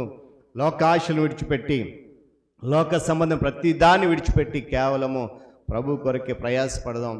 ఫలవంతమైన క్రైస్తవుడిగా, ఫలభరితమైన విశ్వాసగా జీవిస్తూ అనేకులకు క్రీస్తు యొక్క మాధుర్యాన్ని పంచిపెడదాం. దేవుడి మాటలు మన కొరకు దీవించునుగాక. ప్రార్థన చేసుకుందాం. ప్రేమ కలిగిన మా తండ్రి, గొప్ప దేవుడా, మీకు వందనాలు. ఈ పరిశుద్ధ దినములో ఫలవంతమైన క్రైస్తవ జీవితం ఎలా ఉండాలి, ఎలా ఉంటే ఆ జీవితాన్ని పొందుకుంటాము అని యోహాను సువార్త 15వ అధ్యాయం ద్వారా మాతో మీరు మాట్లాడారు. నీ ప్రియకుమారుడు మా రక్షకుడైన క్రీస్తు ప్రభువారు చెప్తున్న మాట, నేను నిజమైన ద్రాక్షవల్లిని, నా తండ్రి వ్యవసాయకుడు. నాలో ఫలించే తీగ మరి ఎక్కువగా ఫలిస్తుంది. ఫలించని ప్రతి తీగ ఆయన తీసి పారవేస్తాడు. నాయనా, మేము నీ వాక్యం అనే నీటి కాలువలు ఎవరు నాటబడిన చెట్ల వలె దినదినము ఫలించాలని, ఫలభరితంగా మారాలని, తుదకు నీ ప్రియకుమారుడు మా రక్షకుని యొక్క ఆయన పోలికలోనికి మారాలని నీ ఉద్దేశము, నీ ప్రణాళిక ఉంది. అందుకొరకే నాయన మాకు మరొక అవకాశం, మరొక అవకాశం ఇస్తూ నీ వాక్యం అనే నీరుతో మమ్మల్ని తడుపుతూ ఉన్నావు, మా చుట్టూ కంచె వేస్తున్నావు. నాయన, శత్రువు మా మీద దాడి చేయకుండా మేము ఇంకనూ సమృద్ధిగా ఫలించాలనేటువంటి ఆ తపనతో నా తండ్రి మమ్మల్ని జ్ఞాపకం చేసుకున్న స్తోత్రాలు.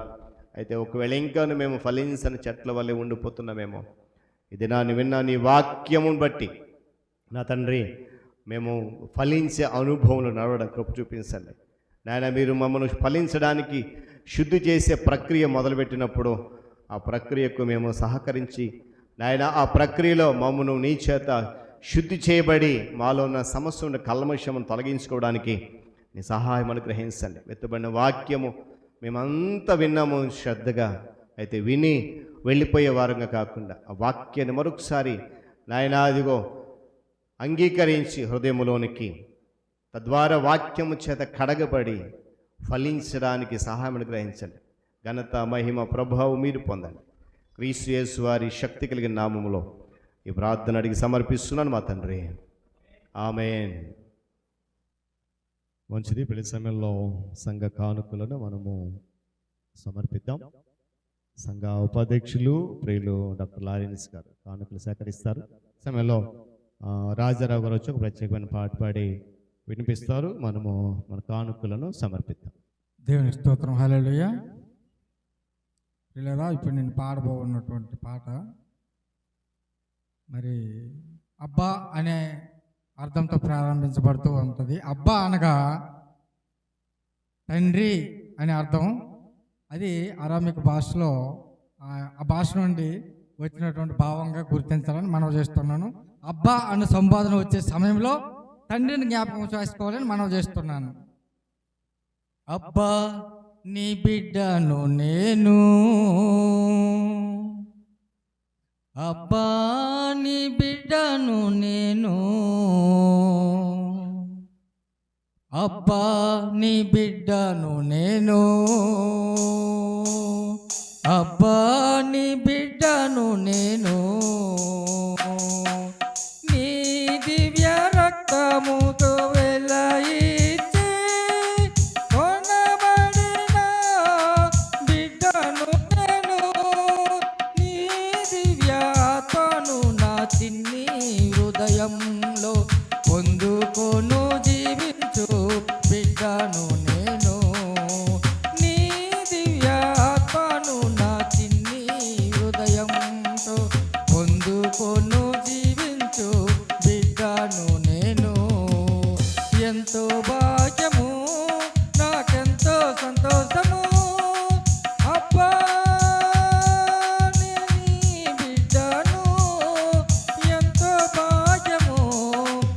నాకెంతో సంతోషము. అబ్బా నీ బిడ్డను, అబ్బా నీ బిడ్డను నేను, అబ్బా నీ బిడ్డను నేను, అబ్బా నీ బిడ్డను నేను, అబ్బా నీ బిడ్డను నేను. ప్రియులారా, ఇప్పుడే ధ్యానం చేసుకున్నటువంటి వాక్య భాగాన్ని ఒకసారి జ్ఞాపకం చేసుకుందాం. యోహాను సువార్త నుండి మరి 1 నుండి 5వ వాక్యాలు వాక్య పరిచర్య భాగంలో మనందరికీ బోధించినటువంటి సంఘ కాపరి చెప్పినటువంటి ఆ అర్థాలను బట్టి మనము ఆ దేవునికి మహిమ కలిగి చేద్దాం. ఇందులో ద్రాక్షవల్లి మనముగా, తీగల మనముగా ద్రాక్షవల్లి ప్రభు అయిన యేసుక్రీస్తుగా గుర్తెరగాలని మనం చేస్తున్నాము. ద్రాక్షవల్లి నీవైతే నీలోని తీగను నేనయ్యా, ద్రాక్షవల్లి నీవైతే నీలోని తీగను నేనయ్యా, నీవు లేక ఏం చేయగలను, నీవు లేక ఏం చేయగలను, జీవము సర్వము నీవేగా, జీవము సర్వము నీవేగా, పాలించేదము అవి పరులకిచ్చేదము, నీ సంతోష గానముతో పరవశముండెదము, పాలించేదము అవి పరులకిచ్చేదము, నీ సంతోష గానముతో పరవశముండెదము.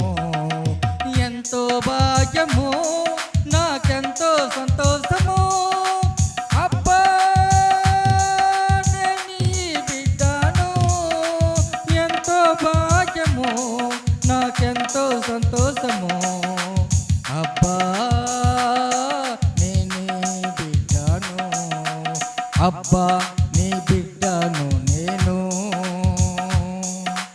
అబ్బా నీ బిడ్డను నేను, అబ్బా నీ బిడ్డను నేను, అబ్బా నీ బిడ్డను నేను. రెండవ చరణంగా దావీదు మహారాజు రాసినటువంటి 23వ కీర్తన ఒకసారి ఈ యొక్క చరణం రూపంలో ధ్యానం చేసుకుందాం. మంచి కాపరి నీవైతే నీ చిన్ని గొర్రె పిల్ల నేనయ్యా, మంచి కాపరి నీవైతే నీ చిన్ని గొర్రె పిల్ల నేనయ్యా, దారి తప్పి నే వెళ్ళినను, దారి తప్పి నే వెళ్ళినను, నన్ను వెదకి నడిపెదవు పచ్చిక బయలుల చోటులో, సేద తీర్చే ప్రభు నీవు, పచ్చిక బయలలో చోటులో, సేద తీర్చే ప్రభు నీవు.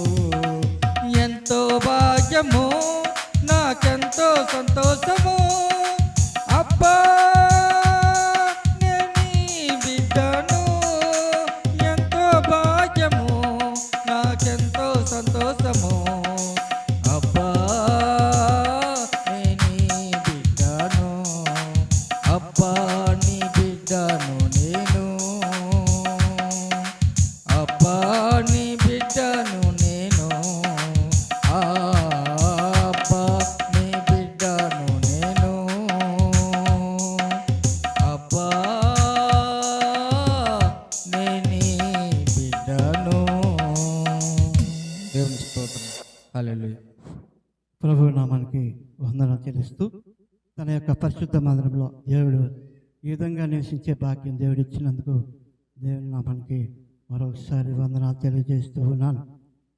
మరి ముఖ్యంగా మరి ఈరోజు దేవుని దాసుడు చాలా చక్కనైన వాక్యాన్ని అందించినందుకు మరి ఫలించిన తీగ ద్రాక్ష వాళ్ళ తీగలను మరి ఏ విధంగా తీయబడుతుందో మరి అదేవిధంగా మనం దేవునిలో మనం ఎంతగానో ఒదిగి ఉంటే దేవుడు మనం ఎంతగానో ఆశీర్వదిస్తాడు. మరి దేవుని చెప్పి దైవదాసుడు చెప్పే వాక్యాలను వింటూ దేవునిలో మనం ఎంతగానో ఎదిగితే మనం కూడా దేవుడు ఆశీర్వదిస్తాడు. మరి అటువంటి మనం చక్కనైన వాక్యాన్ని ద్రాక్షావళి వల్ల మనం తీగలు తీయకుండా మనల్ని కూడా ఉంచే భాగ్యం దేవుడు ఇచ్చినందుకు ఇంకనూ మనం దేవుని దాసుడి ద్వారా చక్కనైన వాక్యాలు లోతైన ఈ 40 దినాలు విన్నామో ప్రతి దినం కూడా మరి మాకు వినే భాగ్యం దేవుడు ఇచ్చినందుకు దేవునికి వందనాలు చెల్లిస్తూ మరి చక్కనైన పాట పాడిన రాజారావు గారు కూడా మా సంఘం నుండి అభినందనలు తెలియజేస్తున్నాను. అదే ఈ దిన కానుకలు ఈ విధంగా ఉన్నాయండి.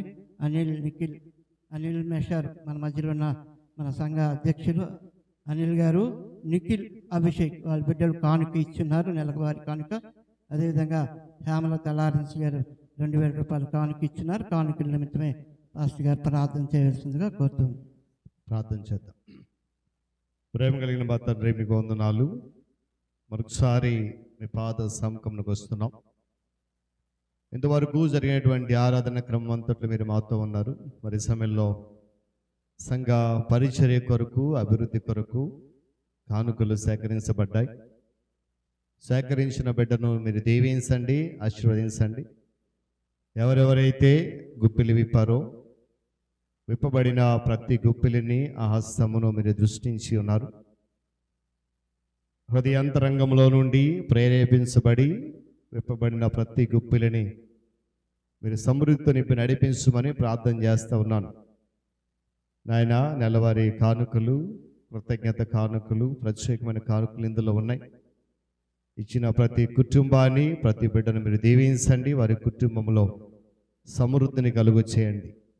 ఈ కానుకలను సంఘ పరిచర్యలో నూరంతలుగా మార్చి నడిపించండి. ఘనత, మహిమ మీరు పొందండి. యేసు నామములో ఈ ప్రార్థన అడిగి సమర్పిస్తున్నాను మా తండ్రి, ఆమేన్. మంచిది. పెళ్లి సమయంలో సంఘ ప్రకటనలు విందాం. సంఘ అధ్యక్షులు ప్రియులు అనిల్ మాస్టర్ గారు ప్రకటనలు తెలియజేస్తారు. దేవునికి వందనాలు. పాస్టర్ గారికి, పాస్టమ్ గారికి, సంఘ పెద్దలకు, అదేవిధంగా తెంబూరు నుంచి వచ్చినటువంటి కళ్యాణి బెహ్రా గారి కుటుంబానికి, విశాఖపట్నం నుంచి మన మధ్యలో మీనా చాలా సంతోషం. తనకు కూడి వచ్చిన విశ్వాసులందరూ కూడా యేసుక్రీస్తు ప్రశస్త నామములో వందనాలు మరి తెలియజేస్తూ ఉన్నాం. మరి ఈరోజు పాస్టర్ గారి ద్వారా లారెన్స్ గారు చెప్పినట్టు చక్కనటువంటి వాక్యం. మరి యేసు ప్రభులో నిలిచి ఉంటే ఒక క్వశ్చన్, ఆయనలో నిలిచి ఉంటే ఏది మనం తలపెట్టినా అది జరుగుతుంది అని చక్కనటువంటి వాక్యం విన్నాం. పాస్టర్ గారు ప్రత్యేక వందనాలు. అదేవిధంగా ఈరోజు మన మధ్యలో ప్రవీణ్ బర్త్డే. ఈరోజు ఇప్పుడే తెలిసింది, ముందు తెలియలేదు. అలా అయితే కేక్ ఏదైనా ఉండే సండే కాబట్టి ఎనిహో మరి ఇది అయిన తర్వాత పాస్టర్ గారు ఆ బిడ్డ గురించి మరి ప్రార్థన చేస్తారు. మిగిలిన ప్రకటనలు ఈ విధంగా ఉన్నాయి. మనం సాక్ష్యాలు విన్నాం. ఒకసారి సాక్ష్యాలు విన్నాం. సాక్ష్యాల్లో ఫస్ట్ లలితకు చెప్పారు, విన్నారు కదా. మరి నేను కూడా వాట్సాప్లో చూశాను, తను చెప్పింది మరి రిజిస్ట్రేషన్ గురించి. చర్చిలు రిజిస్ట్రేషన్ లేకపోతే ప్రభుత్వం వారు ఏం చేస్తున్నారంటే క్లోజ్ చేసే పరిస్థితి వస్తుందని కొన్ని జిల్లాల కలెక్టర్లు తెలియజేశారు. అది కూడా నేను చూసి వాట్సాప్లో తను చెప్పినట్టుగా అది నేను కూడా చూశాను. మరి ఏవైనా మరి మన చర్చికి రిజిస్ట్రేషన్ అయిపోయింది, ఎప్పటి నుంచో ఉంది. రిజిస్ట్రేషన్ నెంబర్ కూడా ఉంది మనకి. మన లెటర్ ప్యాడ్ ఉంది, లెటర్ ప్యాడ్ మీద మన నెంబర్ కూడా ఇస్తాం. మనకు అలాంటి మన చర్చికి అలాంటి భయాలంటూ మనకి లేవు. మరి అది తెలియజేస్తూ ఉన్నాం మీకు. అదేవిధంగా మనకి మరి మరొక సాక్ష్యం విన్నాం, మీనా. మరి మీనాకు ప్రభు బాబు కూడా దేవుడు దయచేశాడు. మనం గుర్తించాం కదా, మనం వెళ్ళి ఆ వివాహం చేసాం, మన సంఘమే. హిరమండలంలో అయింది ఆ యొక్క పెళ్ళి. మనమే వెళ్ళి అందరూ కూడా ఆ యొక్క పరిశుద్ధ వివాహంలో మరి పాస్టర్ గారు, సంఘ పెద్దలు, విశ్వాసులు కూడా వెళ్ళాము. ఆ ముందు రోజు పెట్టాం, తప్పక అందరూ రండి అంటే ఎక్కువగా వెళ్ళాము దీనికి. మరి తను విశాఖపట్నంలో దేవుడు ఇచ్చిన కృపను బట్టి, తను చాలా చక్కగా ఉంటున్న విధానం బట్టి వందనాలు. తన గురించి కూడా ప్రార్థన చేయాలని కోరుతూ ఉన్నాం. అదేవిధంగా ధనుంజయ్ చెప్పాడు, చాలా బాధ అనిపించింది ధనుంజయ. అంటే చాలాసార్లు జరిగిందట తనకి. అంటే ఊపిరి అనేది ఆగిపోవడాలు, మాట రాకపోవడాలు, రెండోసారి మూడోసారి గతంలో అయింది, ఈ మధ్యనే అయిందట, మనకు తెలియదు. మరి లారెన్స్ గారు వెళ్ళారని చెప్పారు. తను మరి చాలా బాధపడుతున్నారు. చనిపోతానేటో అనుకున్న మాట అన్నాడు. నాకు చాలా బాధ అనిపించింది ఆ మాటకి. మరి అందరం ధనంజయ్ గురించి ప్రార్థన చేయండి. ప్రతి ఒక్కరూ మనకి ఎజెండాలో రాసుకోండి. కుటుంబ ప్రార్థనలో రాత్రి ధనంజయ్ గురించి ప్రార్థన చేద్దాం. ఎందుకంటే తను చాలా అదే అన్నాడు, నేను లేకపోతే నా ఇంటి పరిస్థితి ఏంటి అంటూ చివరిగా లారెన్స్ గారితో మాట అన్నాడు. లారెన్స్ గారు ఒక ఏదైనా మంచి డాక్టర్కి చూపించాలి అని ఇది కూడా చెప్పాడు. సో మరి సతీష్ గారు ఉన్నారు, లారెన్స్ గారు అండ్ మెడికల్ సిబ్బంది ఉన్నారు కాబట్టి ఏవైనా సూచనలు వాళ్ళకి మరి ధనంజయ్కి ఇస్తే బాగుంటుంది అనేది. ధనంజయ్ భయపడదు, ఎందుకంటే సంఘం ఉంది, ప్రార్థన చేద్దాం కాబట్టి అటు రీతిలో చక్కగా ఉంటాం. అదేవిధంగా పార్వతి రాలేదు, పెద్దవేది, తను కూడా ప్రార్థన చేయమని కోరింది. మరి పెయిన్స్ ఉన్నాయి అనేసి తన గురించి ప్రార్థన చేయండి. అదేవిధంగా మిగిలిన విధంగా ఉన్నాయి. మరి మంగళవారం ప్రార్థన మరి ఎవరైనా ఈ మధ్యన అవ్వలేదు, ఎందుకంటే 40 రోజులు చర్చిలోనే ఉన్నాం. ఎవరైనా ఇష్టపడితే, టైం టేబుల్ రాయలేదు కాబట్టి ఎవరైనా ఇష్టపడితే చెప్పండి. మంగళవారం ప్రార్థన మా ఇంట్లో ఉండాలంటే ఆ ఇంట్లో పెడతాం. ఎవరైనా ఉన్నారా? లేకపోతే తెలియజేస్తాం. లేని పక్షంలో చర్చిలో ఉంటుంది, గమనించండి. ఎవరైనా మంగళవారం ఉందైతే అయితే ఎవరైనా అడిగి తర్వాత మీ వాట్సాప్లో పెడతాం, పలానా ఇంట్లో ఉంది, అంతే కదా సతీష్? అర్థమైందమ్మా? ఇప్పుడు ఎవరు లేరు. ఎవరైనా కోరుకుంటే మీకు వాట్సాప్లో పెట్టడం కానీ ఫోన్లో చేయడం కానీ తెలియజేస్తాం. లేకపోతే టైం టేబుల్ అనేది వేసేస్తాం గతంలో అలాగా. సో గమనించాలని కోరుతూ ఉన్నాం. ఫ్రైడే అదే టైం టేబుల్ అనేది వేసేస్తాం, చూసుకోండి. తర్వాత ఫ్రైడే యథావిధిగా చర్చిలో ఉంటుంది. మరి ముఖ్యమైనది ఏంటంటే ఆత్మీయ పలకరింపు గతంలో ఆగింది. దీనివల్ల చాలా ఉపయోగాలు ఉన్నాయి. మరి పెద్దలు ఆలోచిస్తూ ఉన్నాం ఏ విధంగా చేయాలని. మరి అది కూడా మీకు తెలియజేస్తాము. అది కూడా జరుగుతుంది, అది చాలా అవసరం. మరి మీరు చర్చికి వస్తూ ఉన్న బయట కన్స్ట్రక్షన్ చూసే ఉంటారు. మనకి టాయిలెట్స్ ఏమీ లేవు, స్థలం లేక. మరి ఉన్నపాటి కొద్ది స్థలంలోనే గత 3 రోజులుగా అది ప్రారంభించాం. మరి సతీష్ బెహ్రా గారు దగ్గరుండి మరి చాలా చక్కగా చూస్తే ఇప్పుడు అనిపిస్తుంది, చాలా చక్కగా ఉంది ఆ రూమ్ చూస్తే. అంటే ఎవరికి కనిపించదు, లోనకు ఉంది. బయట అయితే ఇబ్బంది, లోపల ఉంది. సో అది కూడా మీకు తెలియజేస్తూ ఉన్నాం. అయితే దాన్ని వాడే విధానం, ఎందుకంటే వాటరింగ్ చాలా ఇంపార్టెంట్. మనకి డ్రైనేజ్ కింద ఉంది కాబట్టి సరిపోతుంది, కానీ వాటరేజ్ ఇంపార్టెంట్ కాబట్టి వాటరింగ్ దాని గురించి కూడా ఆలోచించండి. చక్కగా అది అందరికీ ఉపయోగపడేటట్టుగా మరి గుర్తించుకోవాలని కోరుతూ ఉన్నాం. మరి ప్రత్యేకంగా సతీష్ గారికి అభినందిస్తూ, ఎందుకంటే ఒక మంచి కార్యక్రమం తను చేశారు.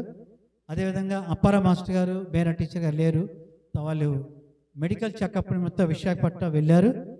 మరి ఈరోజు రిటర్న్ అయిపోతూ ఉన్నారు. వాళ్ళ గురించి కూడా ప్రార్థన చేయాలని కోరుతూ ఉన్నాం. అదేవిధంగా చివరగా మరి కొమనాపల్లిలో మీటింగ్స్ ఉన్నాయి, మీకు లాస్ట్లో ఆ మీటింగ్స్ ఇస్తాము, ఆ ఇన్విటేషన్స్. 13, 14 సోమమంగళ 13, 14 కొమనాపల్లి గుప్తా పాస్టర్ గారు మన సంఘాన్ని ఇన్వైట్ చేశారు. అక్కడికి స్పీకర్గా మరి హైదరాబాద్ నుంచి హెబ్రోన్ చర్చ్ అబ్రహాం గారు వస్తూ ఉన్నారు, ఒక మంచి స్పీకరు. మరి ఆటో యథావిధిగా సిద్ధంగా ఉంటుంది. మరి వెళ్ళే వాళ్ళు దయచేసి మరి పాస్టర్ గారికి కానీ పెద్దలకు కానీ ఫోన్ చేయండి. 13, 14 మరి 14 ఎలాగా బస్సు ఆడికి వెళ్ళిపోతే మరి అక్కర్లేదు, గమనించండి. ఎలాగ మనకి మరి మంగళవారం అటు ఒక కార్యక్రమం ఉంది కాబట్టి అటు వెళ్తాము, మరి గమనించాలని కోరుతూ ఇవన్నీ ఏవైతే చెప్పామో అవన్నిటి గురించి కూడా మరి ముఖ్యంగా రాజారావు గారు ప్రత్యేక, నిజంగా పాట పాస్టర్ గారు మెసేజ్ చెప్పారు, ఆ మెసేజ్ తగినట్టుగా ఇవి కూడా కలిసాయి. ద్రాక్షావల్లి చాలా చక్కగా రాజారావు గారు చక్కగా పాడారు. రాజారావు గురించి కూడా ప్రార్థన చేయాలని కోరుతూ మరి ముగింపు ప్రార్థన చేసే వాళ్ళు ఈ విషయాలన్నీ కూడా మరి క్రోడీకరించి ప్రార్థన చేయాలని, అదేవిధంగా బర్త్డే ఈరోజు జరుపుకున్నటువంటి ప్రవీణ్ కూడా మరి సంఘం తరపున బర్త్డే విషెస్ను తెలియజేస్తూ మరింతగా ఉన్నత స్థితిలో మరి తల్లి ఏ విధంగా కష్టపడుతూ తను ఆ యొక్క జాబ్ చేస్తూ మరి నిన్ను ఒక పెంచి చదివించింది, అటు రీతిగా నీ భావి జీవితం ఉండాలని మా యొక్క ప్రార్థన. చివరిలో పాస్టర్ గారు తన గురించి ప్రార్థన చేస్తారు. Thank you. మంచిది, ప్రకటనలు విన్నారు. ప్రార్థన చేయండి, పాలు భాగస్సులు కండి. మరి సమయంలో ముగింపు ప్రార్థనకు వెళ్లే ముందు మరి నూతన సంవత్సరం అడుగుపెట్టినటువంటి ప్రవీణ్ కొరకు ప్రత్యేకమైన ప్రార్థన చేద్దాం. ఒకసారి తలలో వంచి కళ్ళు మూసుకుందాం. మరి నూతన జన్మదినంలోనికి నూతన సంవత్సరం అడుగుపెట్టినటువంటి ప్రవీణ్ కొరకు ప్రార్థన చేద్దాం. తదుపరి సంఘ ఉపాధ్యక్షులు డాక్టర్ లారెన్స్ గారు ముగింపు ప్రార్థనలో మనల్ని నడిపిస్తారు. ప్రేమ కలిగిన మా తండ్రి, మీకు వందనాలు. ఈ సమయంలో ప్రత్యేకంగా మా ప్రియులు కళ్యాణి బెహ్రా గారిని మేము జ్ఞాపకం చేసుకుంటూ ఉన్నాం. ఆయన వారిని మీరు ప్రేమించి ఇచ్చినటువంటి కుమారులు ఇరువురిని బట్టి నీకు స్తోత్రాలు. పెద్ద కుమారుడిని మీరు దీవించి కుటుంబంగా కట్టావు, ఇద్దరు బిడ్డలతో ఆశీర్వదించావు, నీ స్తోత్రాలు. మరి సమయంలో ప్రత్యేకంగా ప్రవీణ్ కొరకు ప్రార్థన చేస్తున్నాం. కుమారుడిని మీరు జ్ఞాపకం చేసుకుని తన జీవితంలో మరొక నూతన సంవత్సరపు దయాకిరీటాన్ని ధరింపజేసిన విధానం బట్టి స్తోత్రాలు. మరి దినాన నీ సన్నిధిలో కుమారుడిని పాలిభాగస్వాములు చేశావు. నీ ఆశీర్వాదాలు దేవునిలో మెండుగా కృపరించబోతున్నట్టుగా నీకు వందనాలు. ఆయన గడిచిన సంవత్సరాలలో బిడ్డ పట్ల ఏ విధంగా అయితే నీ ప్రేమ, నీ కాపుదల ఉంచి నడిపించారో ఈ నూతన సంవత్సరం కూడా అటు నీ కృపను కుమారుడిపై ఉంచుకొని ప్రార్థన చేస్తున్నాను. మరి నాయన తన కొరకు వారి తల్లి ఆలోచించిన విధంగా నా తండ్రి తన యొక్క భవిష్యత్తు ప్రణాళికను ప్రణాళికను ముందుకు వెళ్ళ కృప చూపించండి. ఆయన ఇది ఎన్నో రకాల పోటీ పరీక్షలు రాస్తూ ఉన్నాడు. మరి నిశ్చితమైతే ఈ సంవత్సరంలో మార్గము సరళం చేయండి. తను రాసిన ప్రతి పరీక్షలకు కూడా విజయాన్ని అనుగ్రహించి తల్లి ఆశిస్తున్నట్లుగా నా కుమారుడి జీవితంలో ఒక గొప్ప కార్యాన్ని మీరు చేయబోతున్నందుకు స్తుతులు చెల్లిస్తూ మెండైన దీవెన ఆశీర్వాదాలు నాయన కృపను కృమరించమని ఘనత మహిమ మీకు చెల్లిస్తూ యేసయ్య శక్తిగల నామంలో ఈ ప్రార్థన అడుగుతున్నాను మా తండ్రి, ఆమేన్. తండ్రి అయిన దేవుని ప్రేమ, కుమారుడైన యేసయ్య కృప, పరిశుద్ధాత్మ సహవాసము నూతన సంవత్సరంలో అడుగుపెట్టినటువంటి ప్రవీణ్కును వారి తన కుటుంబం, తన తల్లి కళ్యాణి బెహ్రా గారికి, సహోదరుడు జీవన్ బెహ్రా కుటుంబానికి తోడై నడిపించును గాక. ఆమేన్. అందరం లేచి నిలబడదాం. ముగింపు ప్రార్థన, ప్రభు నేర్పిన ప్రార్థన ఆశీర్వాదంతో ఈ యొక్క పరిశుద్ధ ఆరాధన ముగించుకుని తదుపరి వారములో జరగబోతున్న కార్యక్రమాలు సంఘ అధ్యక్షులు అనిల్ మాస్టర్ గారు ప్రకటించిన రీతిగా ఆ కార్యక్రమంలో పాలిభాగస్వాములు ప్రార్థన చేసుకుందాం. మరి సమయంలో డాక్టర్ లారెన్స్ గారు సంఘ ఉపాధ్యక్షులు మనలను ముగింపు ప్రార్థనలు నడిపిస్తారు. ప్రభు నేర్పిన ప్రార్థన ఆశీర్వాదంతో ఈ ఆరాధన ముగించుకుందాం. ప్రార్థన చేసుకుందాం. మహామికిలి ప్రేమ కలిగిన మా పరలోకమందున్న మా తండ్రి, నీ పరిశుద్ధ పాద సన్నిధానికి ప్రభా ఈ యొక్క ఆదివార దినాన తండ్రి, పరిశుద్ధ దినాన మేము నీ పాద సన్నిధి సజీవుల లెక్కల్లో నిలబడి గతించిన కాలమంతయు తండ్రి నీవు అమూల్యమైన పవిత్రమైన చేతులతో మమ్మల్ని ఎత్తు పట్టుకొని నీ మందిర ఆవరణలో ప్రభా ఏ విధంగా నివసిస్తున్నామంటే సమస్తం నీ కృప, నీ కనికరం, నీ జాలి, లేకపోతే ఎందుకు పనికి రాని వాళ్ళం ప్రభా. అయినప్పటికీ ప్రభా నువ్వు మమ్మల్ని నిలబెట్టుతున్నావు. ఈ దినము నువ్వు చెప్పే నీ దీనదాసుడి ద్వారా అమూల్యమైన వాక్యం మా నోటి ద్వారా మాకు అందించినందుకు నీకు వందనాలు. నీలో మేము ఎక్కువగా ఫలించే భాగ్యం మాకు దయచేయుచున్నాం నాయన. అది మేము ఫలించే భాగ్యం మాకు దయచేయమని వేడుకుంటున్నాం. మేము నీ కోపానికి మేము గురి కాకుండా ప్రభా మేము ఉండే భాగ్యం మాకు దయచేయండి నాయన. నీకే వందనాలు, స్తోత్రాలు. ఇక్కడ చేరిన ప్రతి బిడ్డ ప్రభా నీ వాక్యమైన ఖడ్గం చేత నలగగొట్టుకునే భాగ్యం మాకు దయచేయండి నాయన. ఎవ్వరూ కూడా ఒట్టి చేతులతో పోకుండా ప్రభా ప్రతి వారు నిండు హృదయంతో నీ వాక్యమైన నిండు హృదయంతో మేమందరము మా హృదయాలు గృహాలకు వెళ్ళి నేను మహింపరిచే భాగ్యం మాకు దయచేయమని వేడుకొంచున్నాను నాయన. నీకే వందనాలు. ఇక్కడ చేరిన ప్రతి బిడ్డ ప్రభా ఎందు నిమిత్తమే నీ మందిర ఆవరణకు వచ్చినామో మేమందరం గ్రహించుకొని మా యొక్క హృదయాలను శుద్ధి చేసుకునే భాగ్యం ఇచ్చావు. నీకు వందనాలు. మేము ఏ బాధలతో వచ్చామో సమస్తం తెలుసునైనా. ఎంతమంది అనారోగ్యంతో బాధపడుతున్నారో నీకు తెలుసునైనా. నీవు సమస్తం ఎరిగినవాడు. మరి మందిరానికి రాలేని బిడ్డలను బట్టి నీకు వందనాలు నాయనా. మరి ప్రతి ఆదివారం దినాన ఒక్క ఆదివారం దినం కూడా తండ్రి ఆబ్సెంట్ అవ్వకుండా ప్రతి ఆదివారం నీ క్రమశిక్షణతో వచ్చిన అబ్రహాన్ని బట్టి నీకు వందనాలు ప్రభా. ఆ యొక్క నడవలేని స్థితిలో కూడా నీ మందిరాన్ని విడిచిపెట్టకుండా నీ మందిర ఆవరణలో ఆయన స్తుతించి సాక్ష్యం చెప్పే బిడ్డ నాయన నీకు వందనాలు. మరి ఈ దినం ఇందు నిమిత్తమే రాలేదో ఆ బిడ్డ కోసం తండ్రి మరి మేము ప్రార్థన చేయించున్నాం తండ్రి. మా ప్రార్థనలు వినండి. ఆ బిడ్డ చుట్టూ నీ యొక్క కంచి కావలిగా ఉంచండి. ఆ బిడ్డ యొక్క తల్లిని తండ్రి దీవించండి నాయన. ఆ గృహానికి దీవించండి. ఆ బిడ్డ మళ్ళా ఆదివారం దినాన నీ పరిశుద్ధ మందిరానికి వచ్చి సాక్ష్యం చెప్పే భాగ్యం దయచేయమని వేడుకుంటున్నాను. అదేవిధంగా ప్రభా మరి పార్వతిని బట్టి నీకు వందనాలు. ఆ బిడ్డ అనారోగ్యంతో బాధపడుతుందని చెప్పి ఉన్న తండ్రి, ఆ బిడ్డకు కూడా తండ్రి దీవించమని వేడుకుంటున్నాను ఆయన. మరి సంఘంలో ప్రభా సాక్ష్యం చెప్పే బిడ్డలను బట్టి నీకు వందనాలు. ఆ బిడ్డను కూడా తండ్రి దీవించండి. ఇంకను రాలేని దినాల్లో ప్రభా మేమందరూ నీ పరిశుద్ధ మందిరంలో తండ్రి స్తుతించి ఆరాధించుకునే భాగ్యం దయచేయండి నాయన. మరి ఇప్పుడు ఘోరమైన దినాల్లో ఉన్నాం ప్రభా తండ్రి. నీ యొక్క సేవకులను నీ యొక్క మందిర ఆవరణలన్నీ కూడాను తండ్రి కూలవైపుతున్నాయి ప్రభా. సాతాను శక్తులను బంధించండి నాయన. మేమందరం కూడా నీ ఎందు తట్టు తిరిగి తండ్రి ధైర్యముగా నిలబడే భాగ్యం మాకు దయచేయమని వేడుకుంటున్నాను. నా పితరులు నిర్మించిన సంఘాన్ని ప్రభా సమస్తం నిలబెట్టే భాగ్యం నీపై భారం వేసి ముందుకు నడుస్తున్నాను ఆయన. నీకే వందనాలు. అదేవిధంగా మాకు సంఘ బిడ్డలనైతేనేమి సంఘ పెద్దలనైతేనేమి ప్రభా సంఘంకి వచ్చిన ప్రతి బిడ్డని పేరు పేరుని ఆశ్రవదించమని నీ వాక్యం చెప్తే మేము బలపడే భాగ్యం మాకు దయచేయమని పాపిని చిన్న ప్రార్థన ఆలకించమని యేసునామమున పెట్టి వేడుకుంటున్నాం తండ్రి. ఆమేన్. ముందున్న మా తండ్రి, నీ నామము పరిశుద్ధపరచబడును గాక, నీ రాజ్యం వచ్చును గాక, నీ చిత్తం పరలోకమందు నెరవేర్చున్నట్లు భూమి మీద నెరవేరును గాక. మాకు కావలసిన దిన ఆహారము నేడు మాకు దయచేయము. మరణసును క్షమించిన ప్రకారము మరణము క్షమించు. మమ్మ శోధనను తెక్క దుష్టులను తప్పించు. ఎందుకంటే రాజ్యము బలము మహిమ నిరంతరము నీవైనవి మా తండ్రి. ఆమేన్. పరమ తండ్రి అయిన దేవుని ప్రేమ, ఆయన ప్రియకుమారుడును మన రక్షకుడైన యేసుక్రీస్తు వారి యొక్క కృప, పరిశుద్ధాత్మ దేవుని సహవాసము, ఆయన సన్నిధి నిత్య కాపుదల చేరవచ్చిన మనకు, మన కుటుంబాలకు, సంఘానికి, సకల పరిశుద్ధులకు తోడయండి. బలహీనులుగా ఉన్న బిడ్డలను బలపరిచి నూతన సంవత్సరం అడుగుపెట్టినటువంటి ప్రవీణ్కును మరి వారి కుటుంబానికి సదాకాలము తోడండి నడిపించును గాక. ఆమేన్.